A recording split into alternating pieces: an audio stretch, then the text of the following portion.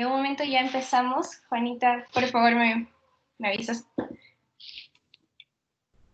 Comenzamos, Fiorella, adelante. Gracias.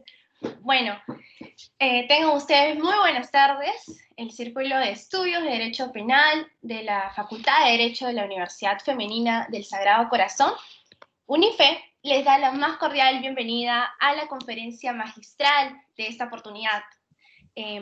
Agradecemos a quienes han hecho posible este evento académico, ¿no? A nuestro distinguido ponente, a nuestra casa de estudios, la Universidad Femenina del Sagrado Corazón, y a todos los participantes que nos acompañan en la plataforma de Microsoft Teams y por Facebook Live del Derecho UNIFE. Mi nombre es Fiorella Valdivia, integro la familia CEDEP y seré la moderadora de la sesión de hoy. Antes de presentar a nuestro invitado y darle el uso de la palabra, aprovecho la oportunidad para indicarles que mediante el transcurso de la ponencia podrán redactar sus interrogantes en la herramienta chat de la plataforma Microsoft Teams o a través de los comentarios del Facebook Live de Derecho UNIFE, las cuales van a ser trasladadas al final de la disertación a el ponente. A continuación, tengo el honor de presentar la ponencia titulada Ponderación de Derechos Fundamentales en época de pandemia, a cargo del doctor Haroldo Aguirre Núñez. Es un honor y gusto tenerlo con nosotros, doctor. El doctor Aguirre Núñez es juez titular de la Corte Superior de Justicia de Lima Norte. Asimismo, tiene estudios de doctorado en Derecho culminados en la Universidad Nacional Federico Villarreal. Es maestro en Derecho Penal y abogado. Sin mayor preámbulos, iniciamos con la ponencia. Le cedo el uso de la palabra al doctor Aguirre. Muchas gracias. Buenos días, señor decano de la Facultad de Derecho de la Universidad Femenina. Es para mí un gusto poder realizar esta conferencia en la fecha de hoy. Una fecha en la cual, pues, nuestro país viene siendo asolado por una pandemia generalizada, de la cual todos somos conocedores en este momento. El año 2019 acontecieron muchos cambios políticos, ocurrieron situaciones de índole personal también con personas públicas de nuestro país, pero ninguno de los ciudadanos podría haber previsto que este año 2020 iba a ser realmente tan novedoso, tan complicado y esencialmente, pues todos nosotros, sin ninguna excepción, sometidos al peligro de ser contagiados por esta enfermedad denominada COVID. Este no es un escenario nuevo, desde luego. Sin embargo, en el historial del mundo y de nuestro país nos remonta pues a épocas de la Edad Media, ¿no? En nuestro país hace 500 años, cuando ocurrieron en ese momento pandemias generalizadas que diezmaron poblaciones íntegras. Sin embargo, en los tiempos recientes, en la época de la República, seguramente es uno de los fenómenos que se va a recordar por muchos años, por mucho tiempo, ¿no? Siendo el antecedente más reciente que nosotros podemos verificar a nivel mundial, la llamada gripe española del año 1918 a 1920. Esto está todavía en la memoria, ¿no?, de nuestros antepasados. Llegaron a por lo menos mencionar en algún momento este fenómeno que cobró la vida de millones de personas, ¿no? 100 años después, 2020, casi un siglo después, se repite el mismo fenómeno de la gripe. Yo personalmente voy a confesar que cuando en nuestra época de la infancia escuchamos las primeras lecciones, ¿no?, de historia de universal o historia del Perú, en la cual se mencionaba, ¿no?, como las pandemias más espantosas que había asolado a la humanidad, y escuchar el nombre de la gripe, bueno, a veces sonreíamos porque En esa época la gripe era eso, era una gripe que se curaba pues con una pastilla, bueno, ahora se conoce Panadol, en aquella época me parece que era el Mejoral, ¿no? Pues bien, cuando esta gripe aparece, como lo hizo hace más de 100 años atrás, se cobró millones de vidas. Y ahora parece estarnos sucediendo algo muy parecido, ¿no? El COVID-19, pienso, pronostico quizás, hago el intento de hacerlo, de acá unos 20 o 30 años ya será pues una enfermedad de la historia y en la que nuestros hijos o nuestros nietos sonreirán al escuchar la palabra COVID como algo muy pasajero. Sin embargo, nuestro escenario aquí en el Perú es que lo estamos viviendo en carne propia, ¿no? Y es una enfermedad de vida o muerte, es decir, que puede sorprender a cualquier persona y dependiendo de las cualidades morfológicas o condiciones personales, de la salud, de las defensas, ¿no? Que uno muchas veces ni sabe, ¿no? Nos venimos a enterar cuando se aparece esta enfermedad en nuestra puerta. Yo debo señalar que hemos recibido con mucha sorpresa, ¿no? El deceso de algunas personas jóvenes, ¿no? La gran mayoría, desde luego, son los mayores. Sin embargo, estos jóvenes, pues, han sido infectados y contagiados y han tenido que realmente descubrir en ese momento debilidades que realmente no se conocían, ni se tendrían por qué haber conocido, a no ser, desde luego, con un examen médico riguroso, ¿no? Pues bien, ahora vamos al tema del título de la presente conferencia. Dice, pues, ponderación de derechos fundamentales en época de pandemia. ¿Qué significa esto? Queremos nosotros comenzar el tema de exposición señalando, pues, que el derecho no es ajeno a ninguna de las actividades del ser humano.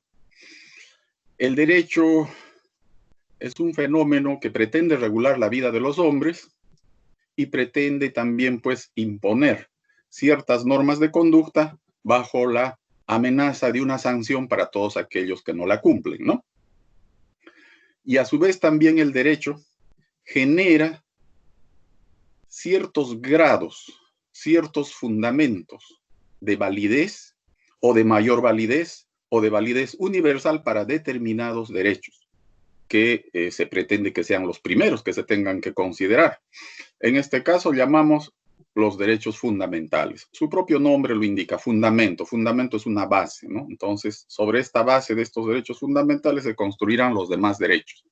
En la Constitución ya tenemos bien explicado este tema de derechos fundamentales, el derecho a la vida, el derecho a la salud, el derecho al trabajo. En fin, eso ya lo podemos conocer. Bien, entonces, analizando ya el tema terminológico, ¿no? De derechos fundamentales, hay que tener en cuenta también que no hay que confundirlo con los derechos humanos. Los derechos humanos constituye un concepto mucho más amplio, ¿no? Un concepto más grande, más amplio.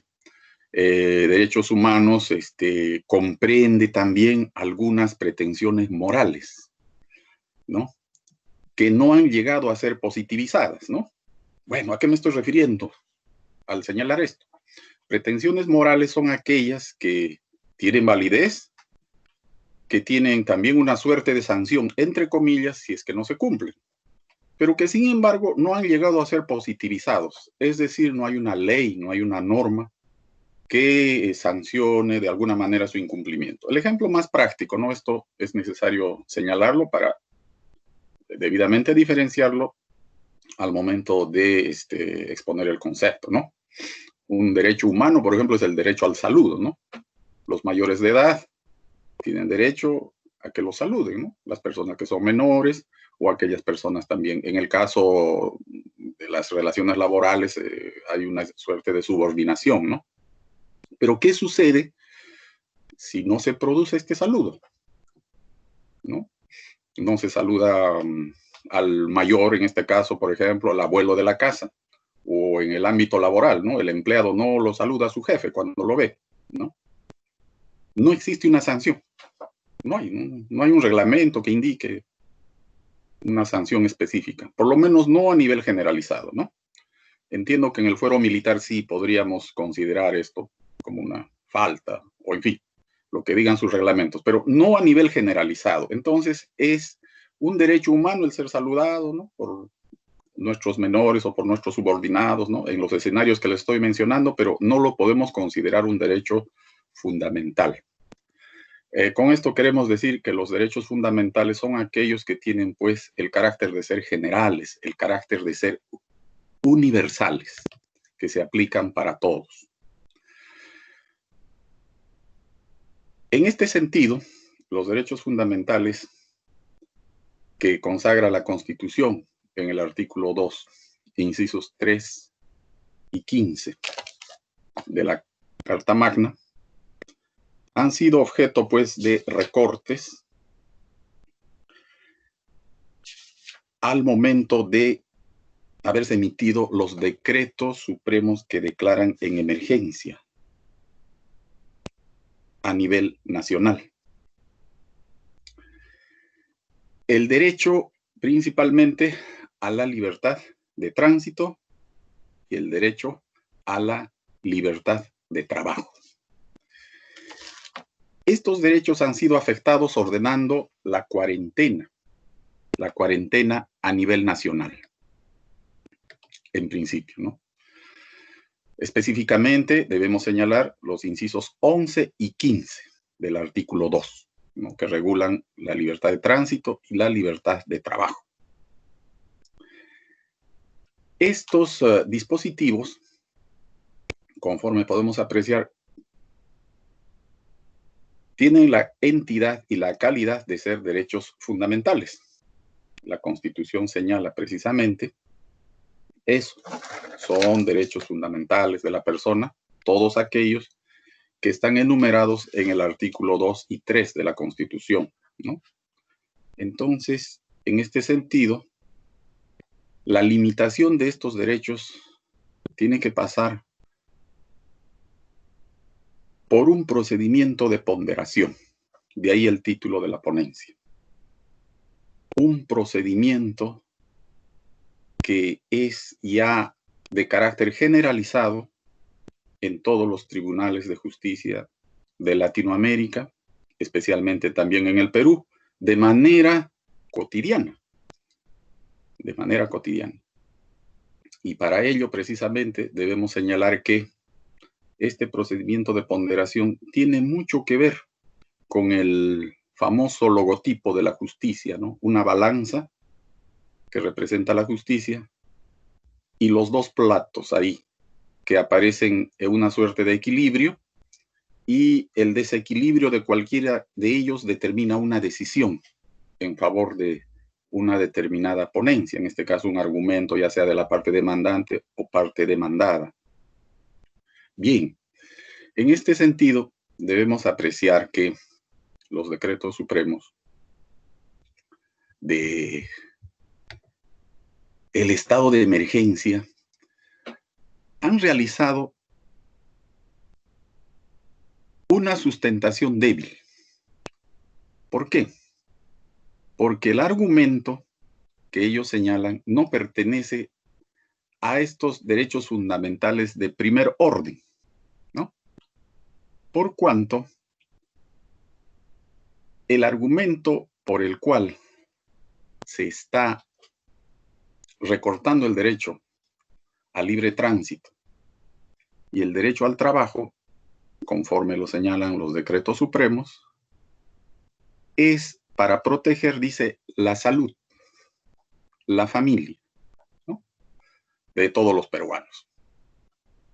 Bien, el tema aquí que se vislumbra y que ha sido repetido, ¿no?, en los distintos decretos supremos que han ido prorrogando día tras día, mejor dicho, quincena tras quincena, y luego de manera incluso mensual hasta el mes de junio, ¿no?, el estado de cuarentena, han repetido el mismo argumento. Y debemos señalar esta apreciación que es un argumento débil porque precisamente colisiona con ese principio, ¿no?, de la preeminencia de los derechos. La preeminencia es primero los derechos fundamentales de primer grado y después veremos los derechos fundamentales de segundo grado. Si bien es cierto que el derecho a la salud y el derecho a la vida en familia, a la vida en comunidad, no pueden ser pues concebidos mediante la exclusión del otro derecho, que es derecho a la vida, sería mucho más importante invocar primero el derecho a la vida, ¿no?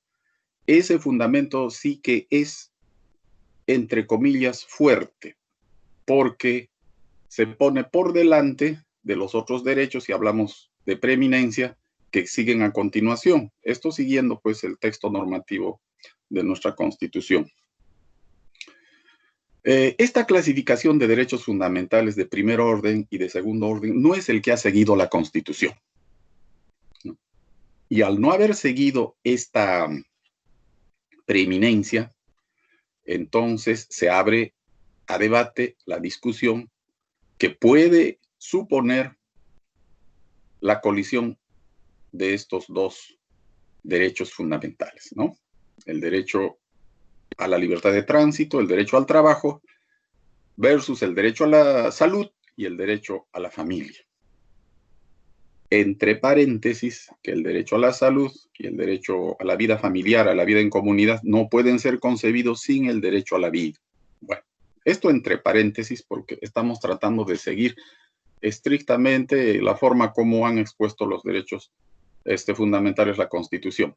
Y decimos que la Constitución no adopta esta forma de preeminencia de los derechos fundamentales, porque el artículo 3 precisamente señala, ¿no?, que por extensión todos los demás derechos también pueden considerarse derechos fundamentales, dice, ¿no?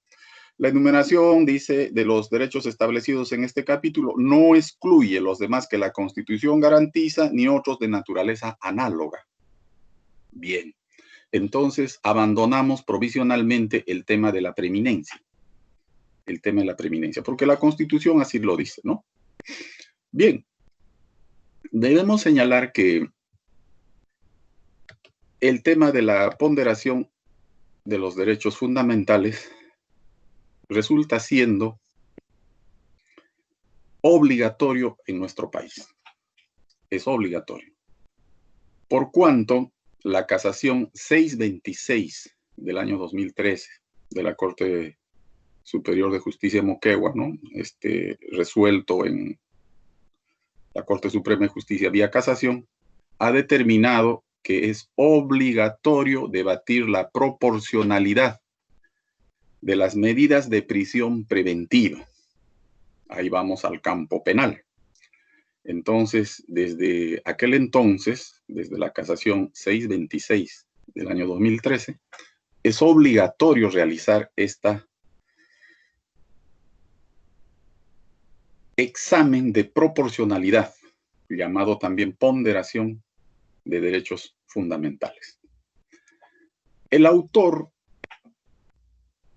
que ha desarrollado con mayor amplitud es precisamente Robert Alexy, su obra Los Derechos Fundamentales, que, como repito, es el que se aplica de manera extensiva en nuestro país. Bien, al aplicarse de manera extensiva el Tribunal Constitucional,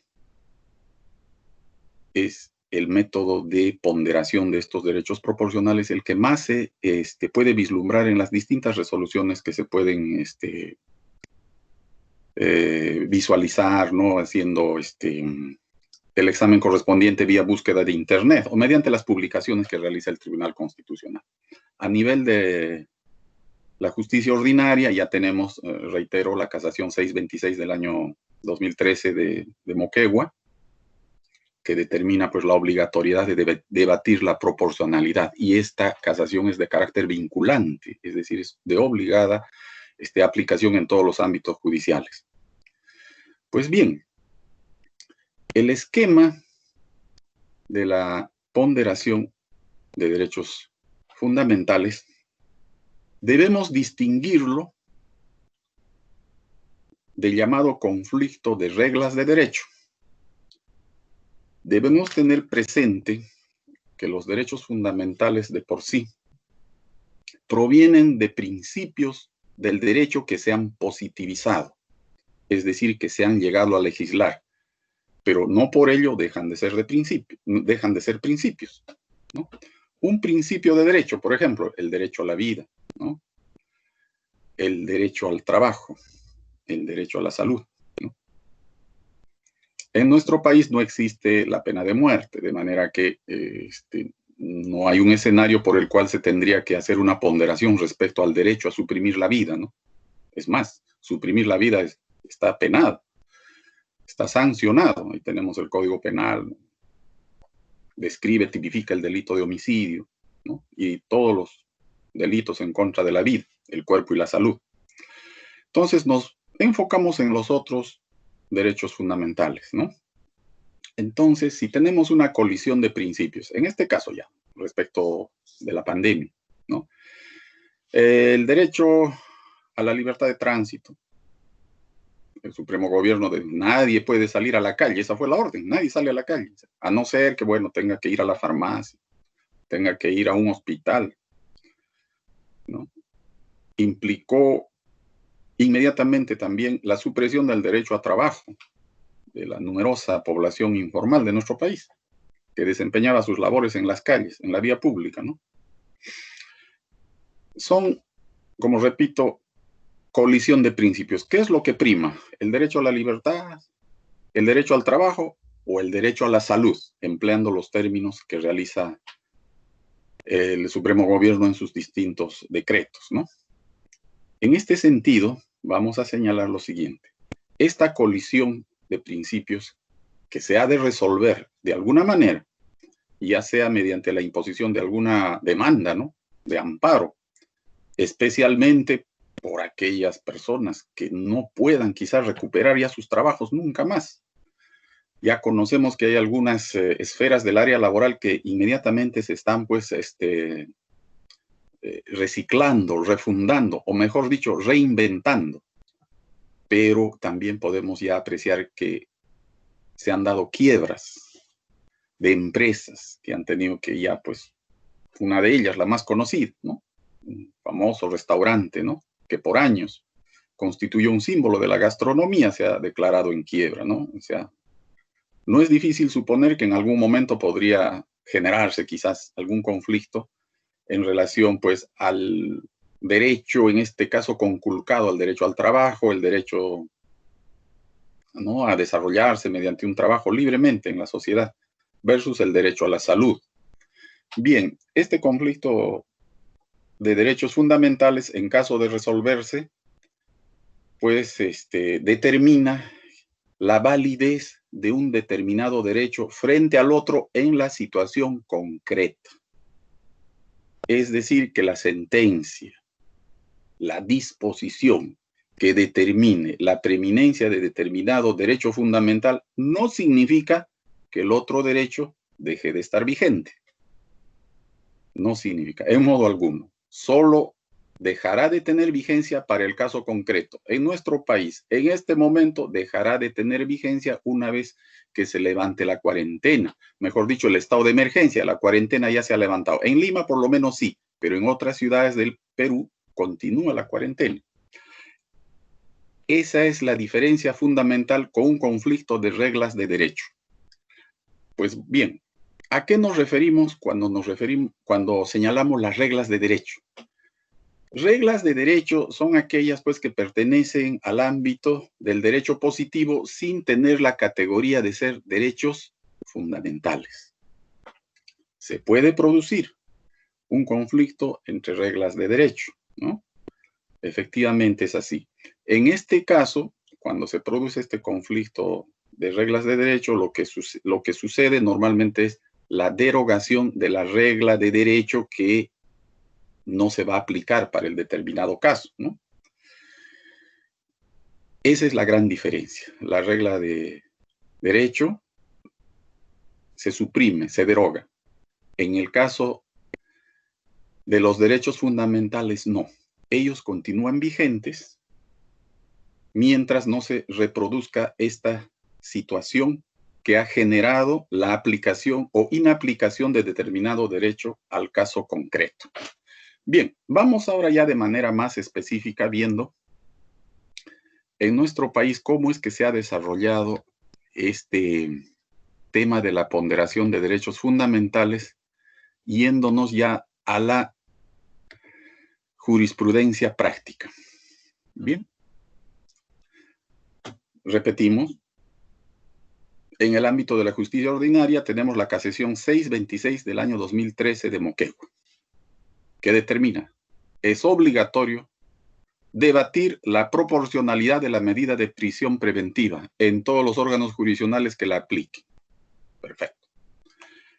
En el Tribunal Constitucional de nuestro país, y esto ha sido advertido por el tratadista Manuel Atienza en un libro que publicó acerca del estudio de los derechos fundamentales en Latinoamérica, ¿no? Es una edición de fecha reciente y ha señalado que este método de la ponderación es el que más se aplica a nivel latinoamericano y es mencionado específicamente el Tribunal Constitucional del Perú. Bien, vamos a referirnos a dos casos concretos. Uno de ellos, el caso Profa, y el otro caso es el de los comerciantes de la ciudad de Huaral que impugnaron una resolución municipal que restringía su derecho a libre tránsito y a libre trabajo. Exactamente igual que lo que está ocurriendo en este momento respecto a la pandemia. Pero ya repito, el escenario es diferente. El escenario es diferente. En el caso del Profa, el Tribunal Constitucional igualmente se pronuncia realizando una ponderación de derechos fundamentales. Bien, vamos a referirnos específicamente al caso 25-2005, de fecha 25 de abril del año 2006. Esto por cuanto en esa oportunidad el Tribunal Constitucional realizó un examen de ponderación y que al final no lo realizó. Eso es lo que aparece, ¿no? Se limitó a estudiar el tema del examen de la idoneidad, el examen de la necesidad de la medida y finalmente decidió no ponderar. ¿Y por qué llama la atención esto? Porque se supone pues que si estamos siguiendo un esquema doctrinario, habría que haber llegado al tema de la ponderación. Y no se llegó a eso. Bien, el tema de estos subprincipios de idoneidad y de necesidad en el esquema de la representación gráfica de la balanza de la justicia, pues estaríamos poniendo a la izquierda el subprincipio de idoneidad, a la derecha el subprincipio de necesidad y al medio, realizando una especie de balanza, el principio de proporcionalidad o de la ponderación. Bien, por lo menos teóricamente, el examen de la ponderación de derechos fundamentales debe definir necesariamente una conclusión señalando que por qué se pondera, por qué no se pondera determinado derecho. Es decir, por qué no se le da el peso específico o por qué no se considera que se debe aplicar. Esta sentencia entiendo que no puede servir, por lo menos teóricamente, de una fuente de estudio o de precedente para aplicarlo al caso concreto de una futura controversia de derechos fundamentales, ¿no?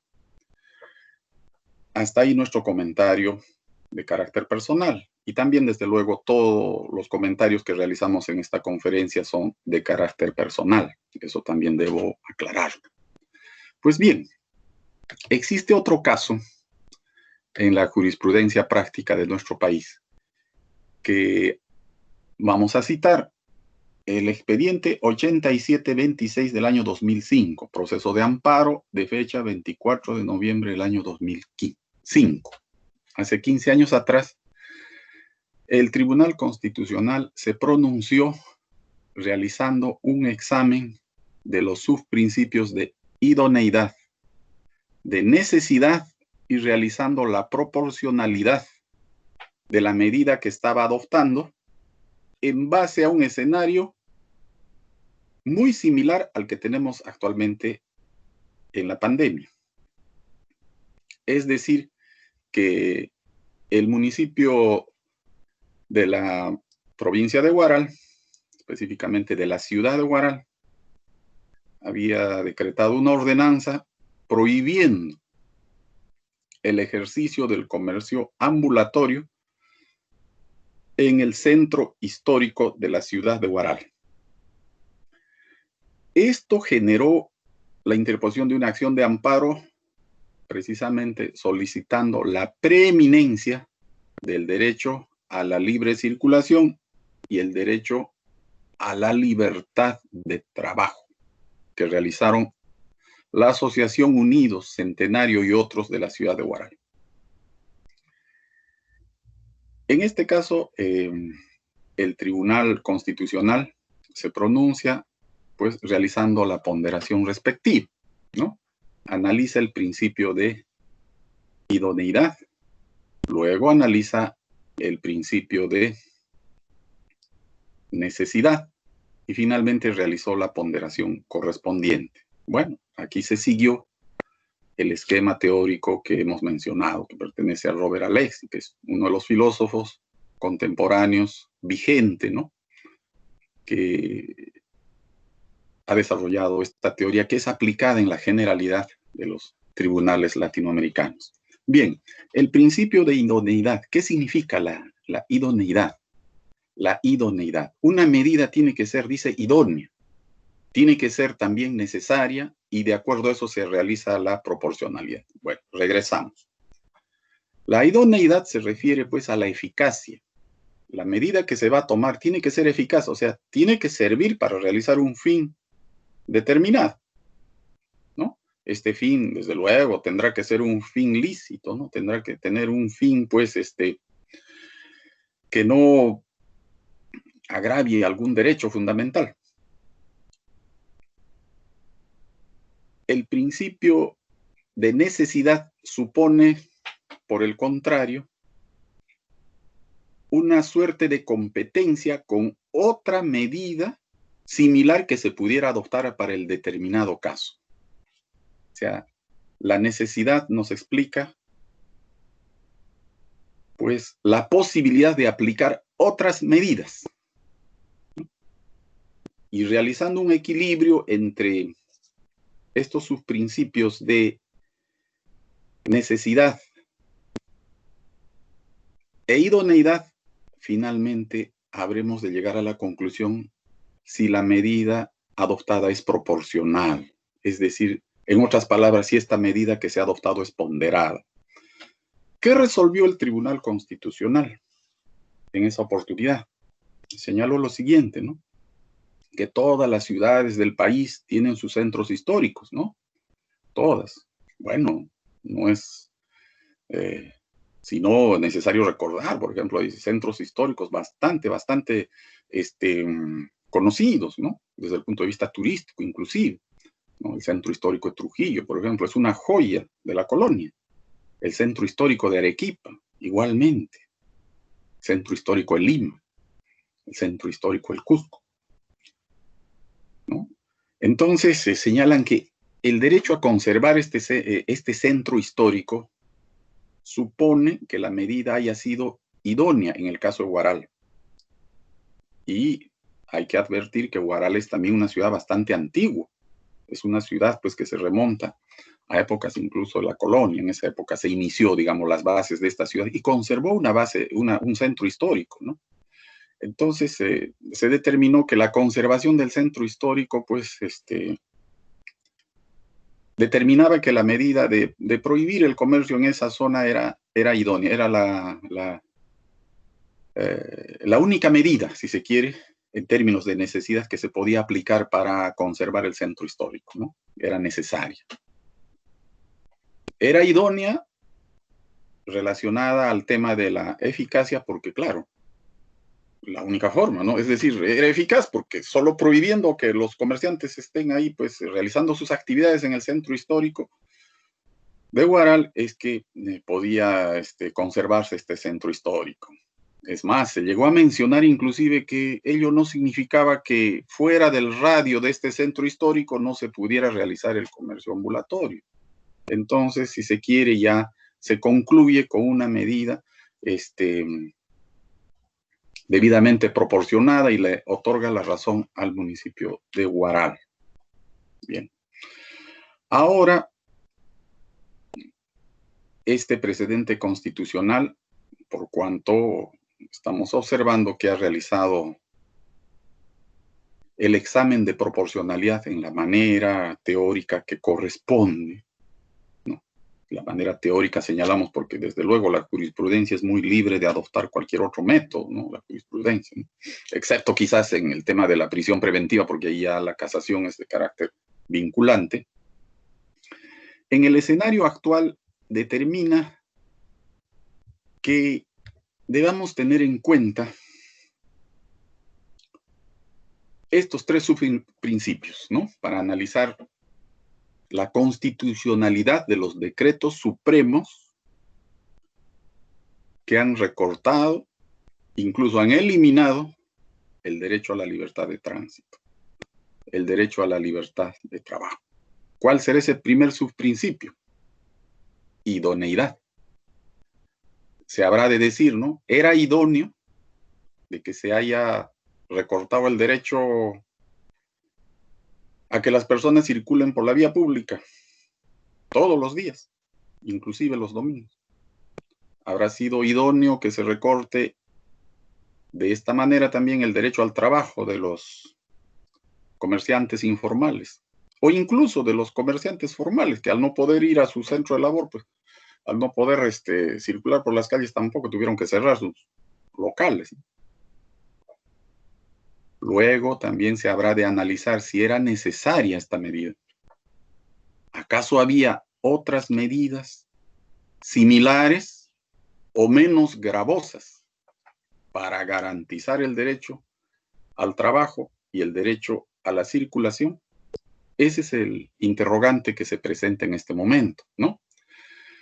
Y reiteramos que los argumentos seguramente van a ir en ambos sentidos con alguna razón. El primero de ellos, ¿no?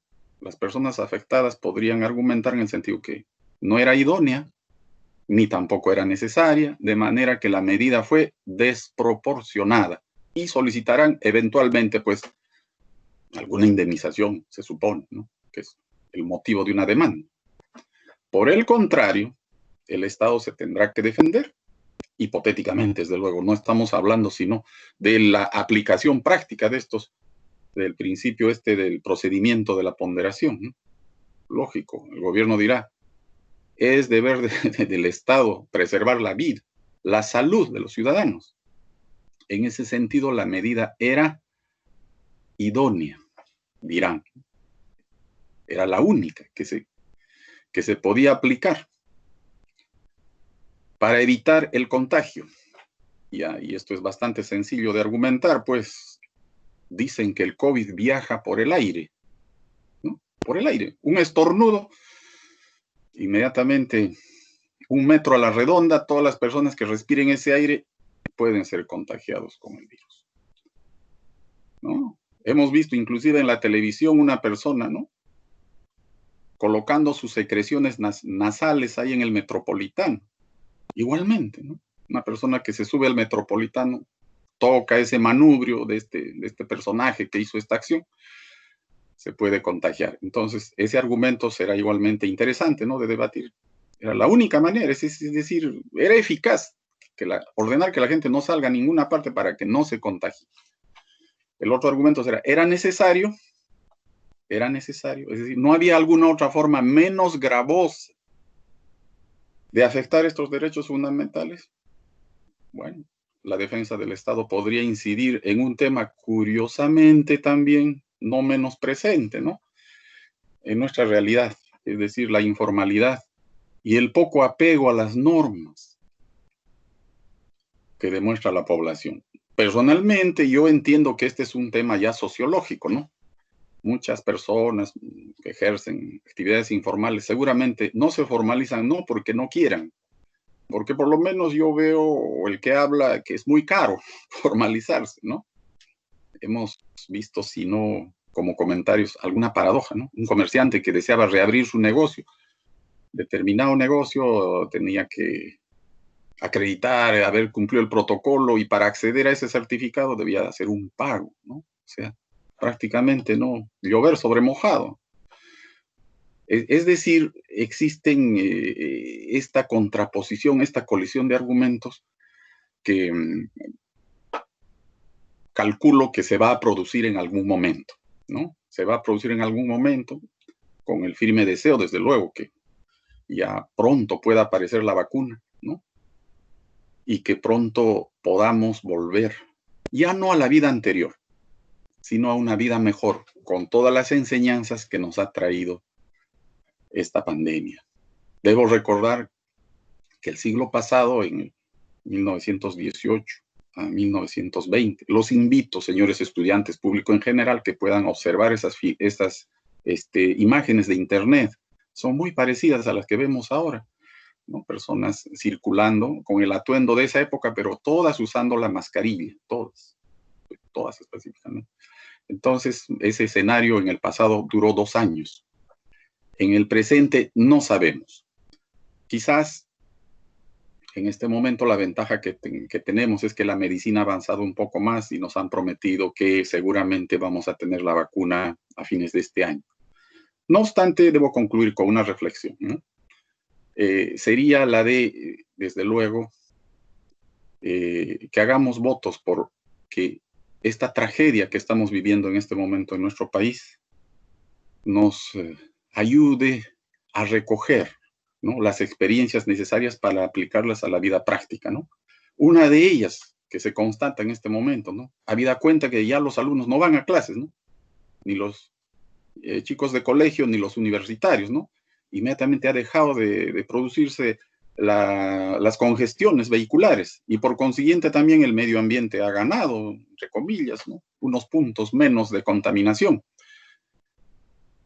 No es deseable, desde luego, que esta situación de inamovilidad desaparezca, pero sí, seguramente en el futuro tendrían que examinarse la posibilidad de llevar a distancia, remoto, algunas actividades, y no necesariamente estar yendo, pues, de lunes a viernes, o en algunos sitios de lunes a sábado, ¿no?, utilizando medios de transporte que contaminan la ciudad, ¿no? En el ámbito judicial, por ejemplo, yo les puedo señalar lo siguiente: antiguamente, como ya nos parece antigua, tan larga esta cuarentena, ya nos parecen antiguos esos tiempos en los que citábamos a un perito para que se ratifique una pericia, por ejemplo, un juicio penal, ¿no? Y muchas veces no asistía este perito, porque señor vive, pues, supongamos, ¿no?, al otro extremo de la ciudad. Demoraba 2 horas en llegar hasta el juzgado. Muchas veces, cuando el juicio de ese día ya había concluido, ¿y cómo lo recibían? Con una citación para que venga a la siguiente fecha. Imagínense. Ahora eso no sucede, ¿no? Porque ese perito que vive al otro lado de la ciudad se conecta mediante su propio teléfono, o si está en su trabajo, mediante una aplicación que puede acceder en su trabajo desde su teléfono celular. Y les voy a indicar que desde la época de la emergencia decretada no se ha frustrado ninguna declaración de estos testigos y de estos peritos también, ¿no? Esa es una de las reflexiones, ¿no?, que vamos a tener que, en todo caso, tener que realizar. Yo concluyo esta disertación señalando que les hemos hecho también este alcance de las diapositivas respectivas, donde ahí está expuesto de manera más minuciosa estos temas que por el tiempo, pues, que es necesario realizar esta conferencia, y el tiempo también en el que ustedes van a estar muy atentos a lo que se está explicando, tienen oportunidad de revisarlo. Agradezco la invitación, es un honor para mí haber realizado esta conferencia. Muchas gracias.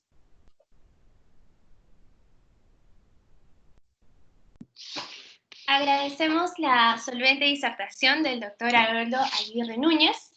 A continuación, trasladamos las preguntas que nuestros participantes han formulado a través de Microsoft Teams y Facebook Live a nuestro invitado.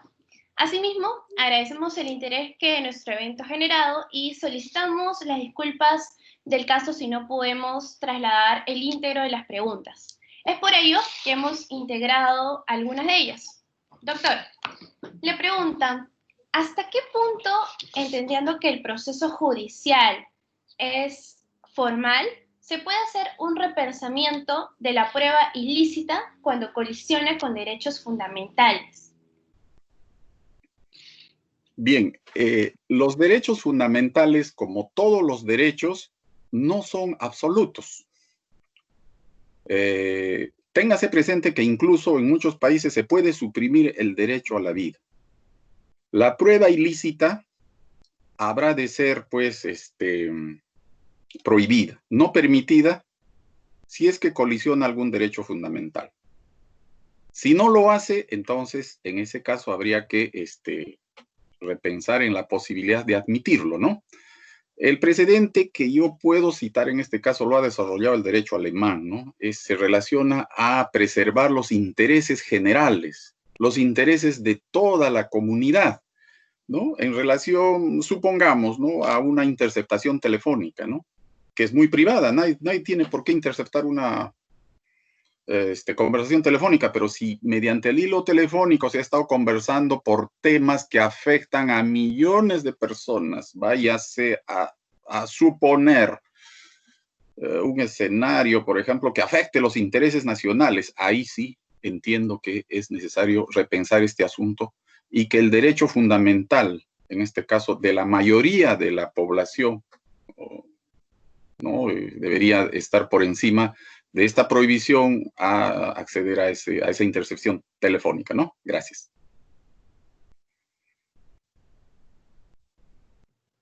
Muchas gracias, doctor. Surge otra pregunta de parte de los participantes, y es, ¿qué diferencia existe entre integración e interpretación de la norma? La interpretación es extraer el sentido de la norma. Integrar es llenar un vacío, llenar una laguna. No es lo mismo, desde luego, porque la interpretación es, pues, la aplicación, si se quiere, del dispositivo que emana una disposición, una norma jurídica, ¿no? Mientras la integración ante el vacío, ¿no? Un espacio que no es ocupado por la norma positiva, aplicamos algún principio que pueda ser subyacente a ese vacío o incluso una regla de derecho, ¿no? Que se puede utilizar mediante la analogía. Esa es la diferencia.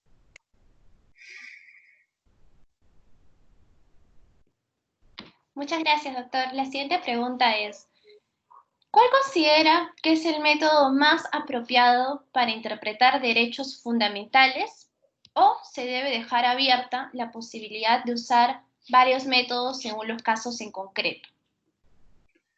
Bien, el tema de la utilización de distintos métodos, para el caso A, utilizo, por ejemplo, el método de Robert Alexi. Para el caso B, utilizo el método, vamos a imaginar, ¿no? El de Manuel Atienza, ¿no? Tiene el riesgo de generar desconfianza. Lo usual, lo preferible es utilizar un solo método todo el tiempo. Y si en algún momento avanza la teoría, cambian, ¿no? Las situaciones, de hecho, caso típico en esta pandemia. Podría ser que el tribunal mismo diga, no, bueno, para este caso ya no voy a utilizar el método de Alexi, voy a utilizar este otro método, pero fundamentando el por qué cambia. La opinión es que no se debería utilizar, por lo menos por la misma persona, indistintamente un método y luego para el otro caso otro método, porque, ojo, el tema de derechos fundamentales es un tema filosófico, es decir, de alcance general. Se aplica para todos y contra todos y dentro de todos. Gracias. Muchas gracias, doctor. Dicen, ¿qué considera usted que los aspectos que se están determinando a nivel nacional para otorgar o no oxígeno a los pacientes con COVID-19 se realizan respecto a los derechos fundamentales? Aspectos como de rango de edad o posibilidad de superar la enfermedad. ¿Qué opinión le merece esto? Bien, aquí entramos a un tema realmente complicado, porque estamos hablando de derechos subjetivos, ¿no? ¿Cómo aplicar o hacer una preferencia respecto de un joven, por ejemplo, ¿no? De 30 años que necesita oxígeno frente a otro o a otra persona que tiene 60 años que también requiere el oxígeno? Bueno, ya son temas subjetivos para cada caso. Puede ser el joven padre de un hijo, puede ser el mayor de 60 años, pero soltero, ¿no? En fin, puede hacer que este joven tenga mejores posibilidades de vida en el futuro. En fin, pero estamos acá ante una situación límite. Es lo que llamaban economía de guerra. Y en ese tema sí, realmente el tema filosófico ya tiene distintos problemas, ¿no? Sin embargo, cada caso concreto, pues es necesario de todas maneras tomar una decisión, porque si la persona que es la responsable de otorgar el tratamiento tiene que realizar una decisión, imaginemos, ¿no? No está ella, si se quiere, imbuida de estos conocimientos, ¿no? No conoce cuál es el tema de proporción, ponderación, qué es lo que va a primar, el sentido común en ese momento, si de él depende, si de él decide. Ese es el tema que se va a tener que realizar. Pero bueno, para redondear la pregunta, va a tener que tomar una decisión y va a tener que realizar artesanalmente un examen de ponderación, que entendemos el sentido común a la persona humana le va seguramente a aconsejar la mejor decisión en ese escenario. Muchas gracias.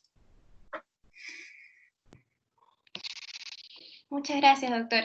La siguiente pregunta es, ¿considera usted necesario incluir dentro de la Constitución el derecho al acceso a la Internet? ¿Por qué?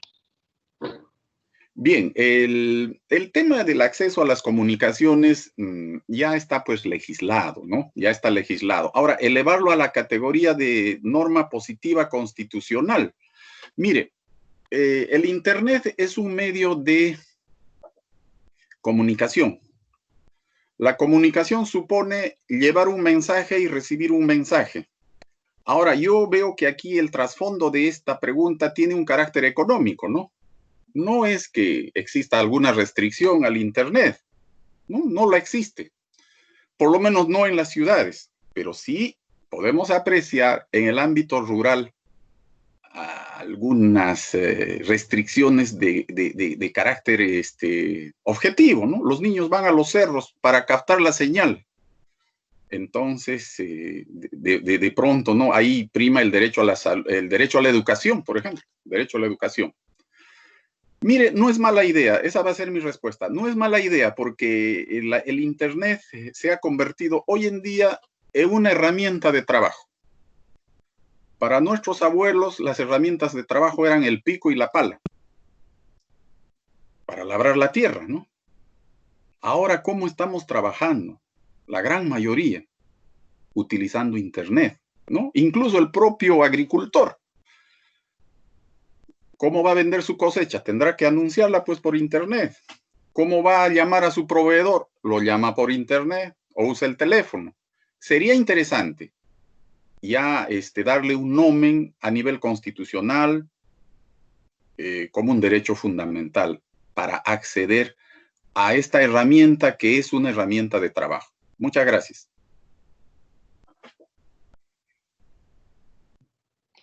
Muchas gracias, doctor.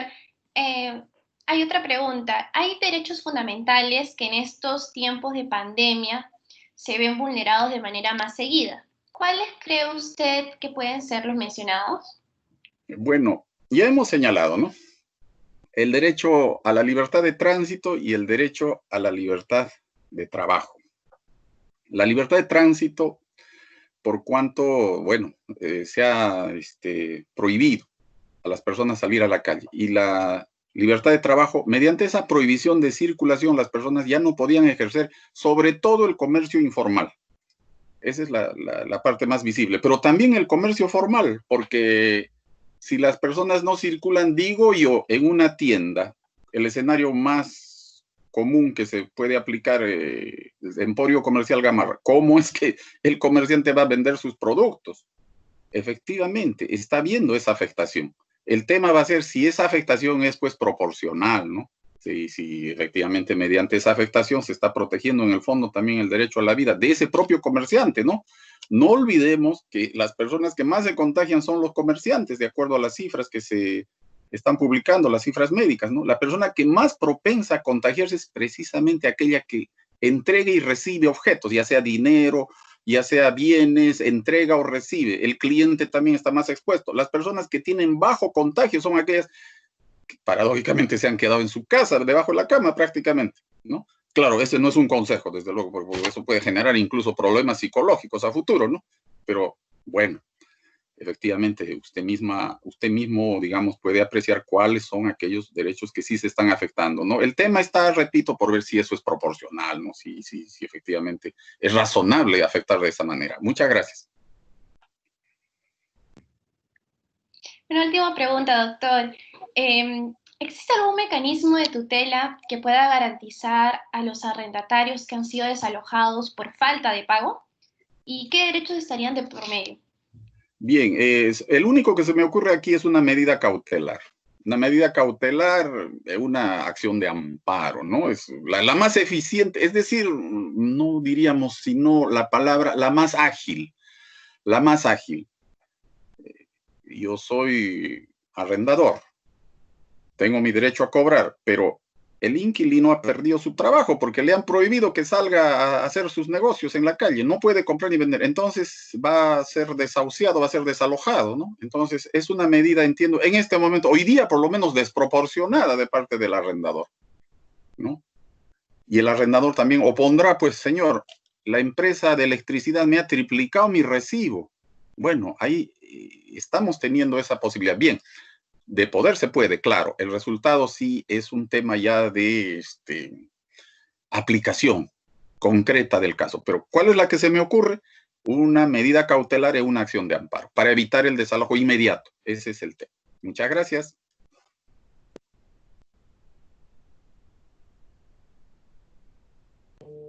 Muchas gracias, doctor.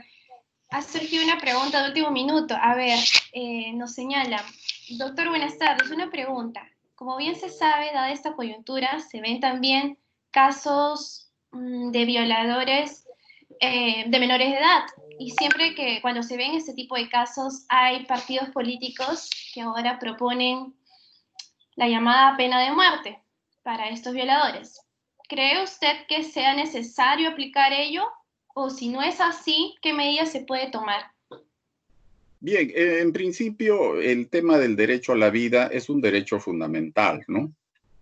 Y entiendo que tenemos a la mano otras sanciones que por lo menos subjetivamente tienen mayor peso de castigo que la propia pena de muerte, por lo menos subjetivamente. Imaginemos a una persona encerrada de por vida, una cadena perpetua, ¿no? En las cárceles peruanas. Entiendo si no será un castigo pues suficientemente grave, ¿no? Porque esa persona en principio es apartada de la sociedad ya no lo quiere ver, lo recluye pues de por vida, es decir, literalmente hablando, hasta que se muera en una cárcel.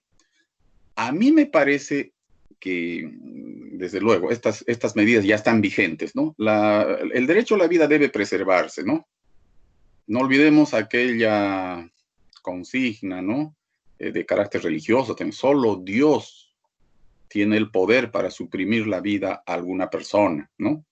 No es que estemos entrando a temas de teología, no precisamente, pero sí yo, por lo menos, podría, en todo caso, aconsejar, o si se quiere sugerir, de darle a la ejecución de la pena un carácter más práctico, ¿no? Ir viendo la posibilidad de deshacinar estos penales mediante la construcción, pues, de colonias, ¿no? A todas las personas que tengan estas medidas ya concretas, es decir, sentencias ejecutoriadas penales y ponerlas a trabajar ¿no? Incluso ver la posibilidad de quizás privatizar algunos entes penales, porque ahí hay mano de obra. Les digo que el preso no tiene nada que hacer todo el día y seguramente ahí produciría muchas cosas para su propia familia, ¿no? Y habría también empresarios interesados, desde luego, en contratar esta mano de obra, no vamos a decir barata, pero una mano de obra que sí, por lo menos lo va a tener ahí al señor llegando a su hora, saliendo a su hora del trabajo, ¿no? Imaginémonos ese escenario casi surrealista. En un penal entiendo que ningún preso va a llegar tarde a su trabajo porque se le perdió el micro o no llegó a la, a la estación del metro. Eso nunca se produciría. Entonces hay que imaginar esas medidas, pero el derecho a la vida, una vez más reitero, es un derecho pues que no puede ser dispuesto por el hombre. Muchas gracias. Muchas gracias, doctora Aguirre Núñez. Ahora le cedo el uso de la palabra para el comentario final al doctor José Goicoechea, quien es director del Centro de Círculo de Estudios de Derecho Penal de la UNIFE. Gracias Fiorella, gracias Ramiro, brillante exposición, y tomaría la última de tu respuesta, ¿no? Un escenario más que surrealista, digamos macondiano, pero en principio contento de haber terminado este ciclo de conferencias. Esta es la que nos tocaba a nosotros, al Círculo de Estudio de Derecho Penal, y como digo, más que hablar uno, son las alumnas las que tienen que intervenir, ya como moderadoras algunas y otras a través de las preguntas, y eso es lo que buscamos en la universidad. Y quiero en este momento cederle el uso de la palabra al decano de la facultad, que también se ha incorporado, lo veo entre los asistentes, al doctor Mario Romero, para que pueda él de repente dar unas palabras y cerrar este ciclo de actividades del primer semestre. Doctor Romero, por favor.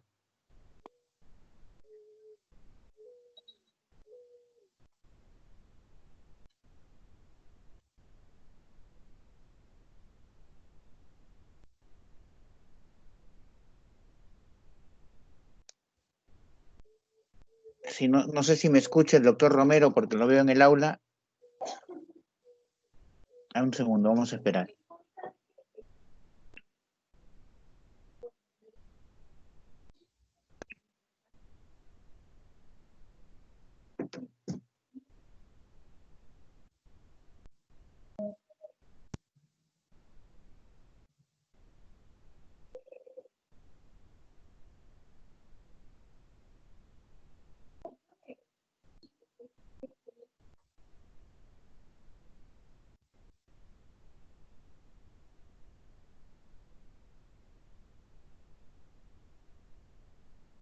Me parece que no se puede conectar. A ver, un segundito. Juanita, ¿me escuchas?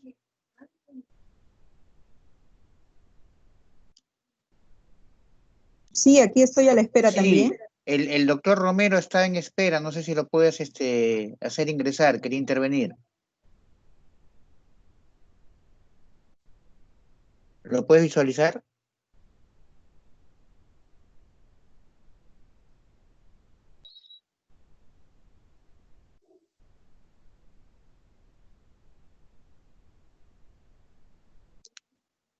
¿Me escuchaste, Juanita?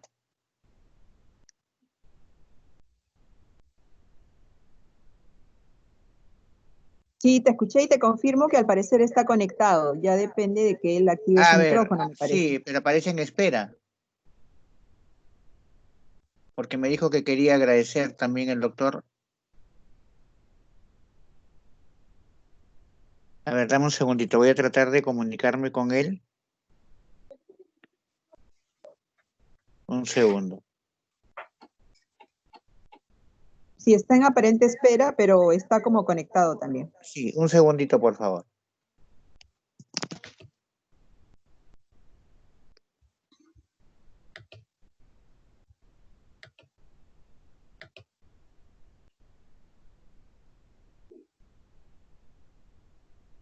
Doctor, aparece en espera usted, pero en la sala. Ya había sido la...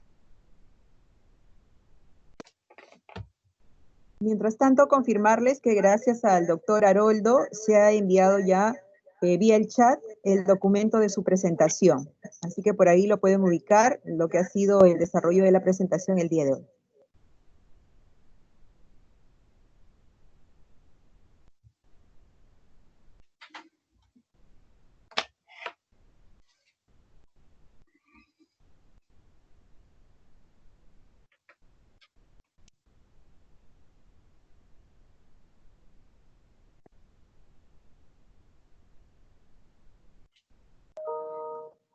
Doctor José Goicoechea, no se le escucha, su micrófono debe estar desactivado. Gracias, gracias Juanita. No, le estaba preguntando a Ramiro de que se ha viralizado a través de medios, se ha hablado en internet en la rueda de preguntas, una disputa ya mediática, ¿no?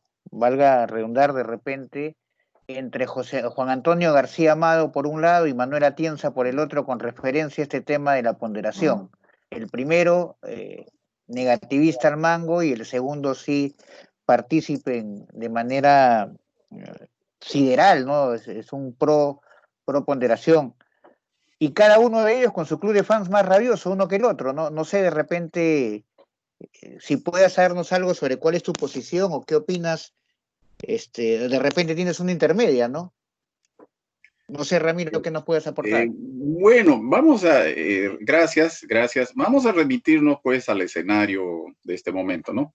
El comentario que voy a yo indicar acá es que todo cambio de paradigma o un cambio en la forma de interpretar alguna norma necesita una sustentación, ¿no? Necesita demostrarse no que el nuevo método sea mejor, sino que el nuevo método arroja resultados diferentes. Y en esa diferencia encontrar, pues, dónde está la mejora. Yo prefiero todavía no sentar una posición personal al respecto y en todo caso apreciar lo que está ocurriendo en el desarrollo de la jurisprudencia, ¿no? Eso es lo que nosotros en todo caso vamos a observar. Muchas gracias. Gracias, Ramiro. No sé si el doctor Romero nos está escuchando. Estamos tratando de que él cierre el ciclo de conferencias.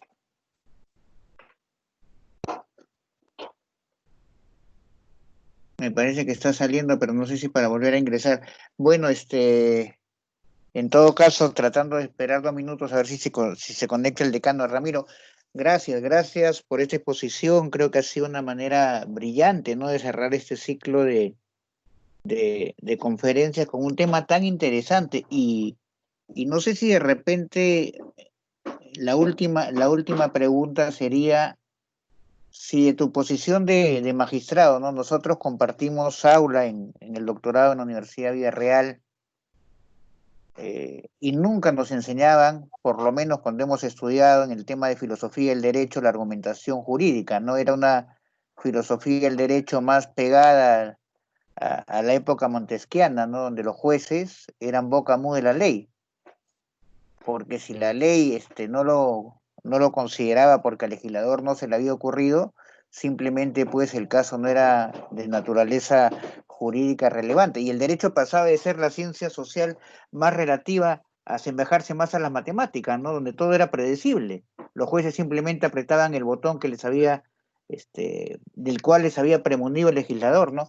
¿Crees, y esta sería la pregunta, que se hace necesario el dictado de la asignatura de argumentación jurídica en las escuelas, no solamente de post, sino de pregrado incluso? Sí, la respuesta es positiva, definitivamente, porque voy a confesar que cuando iniciamos los estudios en la Academia de la Magistratura, el curso más denso fue precisamente de la argumentación jurídica, con los ya legendarios autores Eugenio Buligin y Carlos Alchurrón, ilustres desconocidos hasta ese momento, 2 maestros argentinos que desarrollaron la teoría de la lógica jurídica, es decir, la manera como deberíamos argumentar y cómo deberíamos aplicar la lógica formal, desarrollar una suerte de lógica del derecho. Desde luego, con esa apreciación antigua, ¿no?, de mero operador, si se quiere, de lo que el legislador había previsto y aplicar fríamente la norma, pues era un escenario que necesitaba evidentemente un estudio, ¿no?, y un cambio. Esa sería mejor la palabra. Entonces, qué mejor idea que aplicar este tema a la malla curricular desde pregrado. Es decir, la lógica jurídica básicamente no tendría por qué ser nada complicado ni nada nuevo. Me parece lo que ha sucedido es una especie más bien de falta de darle importancia, por no quería llamar menosprecio a la lógica jurídica, ¿no? La lógica jurídica nos dice, bueno, si se produce la condición A, entonces se da la conclusión C, ¿no? Pero a partir del análisis filosófico de este argumento tan simple, es el silogismo judicial aplicado al plano de las interpretaciones de las distintas sentencias, podemos observar que efectivamente, si nosotros analizamos bajo estos argumentos lógicos, hemos descubierto, por ejemplo, que toda sentencia tiene que tener una congruencia interna. Es decir, por ejemplo, si una persona va a ser absuelta, todos los argumentos pues tendrán que apuntar a esta conclusión de que va a ser absuelto, ¿no? Y la congruencia externa es que la norma positiva debe señalar expresamente en qué casos, ¿no?, se va a tener que absolver a una persona y si han sido aplicados correctamente. Entonces, esto, bueno, yo sí soy decidido, partidario, quizás hasta promotor de que se comience a desarrollar en la malla curricular el curso de argumentación jurídica. Gracias, Ramiro. Bueno, lamentablemente no se pudo integrar al decano. Parece que este tema del internet es traicionero, ¿no? Nosotros proponemos, pero ya no es que Dios dispone, la internet dispone ahora últimamente, entonces es un poquito más complicado el tema. Ramiro, muchísimas gracias a nombre de las chicas, gracias a nombre del Círculo de Estudios de Derecho Penales. Me integré, lamentablemente no pude estar en la coordinación previa 4 minutos tarde porque la audiencia no tenía cuándo acabar, pero no me quería perder en modo alguno esta conferencia. Reiterarte las gracias a nombre de la Facultad de Derecho, a nombre del decano, a nombre de la universidad. Y bueno, damos por concluido este primer ciclo de conferencias magistrales y voy a ceder el uso de la palabra a mi alumna Fiorella para que ella pueda cerrar la conferencia. Muchas gracias, doctor Ricochea. Bueno, de esta manera culminamos ya con la conferencia de hoy y reiteramos nuestro agradecimiento de parte del Círculo de Estudios de Derecho Penal de la UNIFE al doctor Haroldo Aguirre Núñez. Muchas gracias por su participación a todos los asistentes y finalizamos la sesión de hoy. Buenas tardes.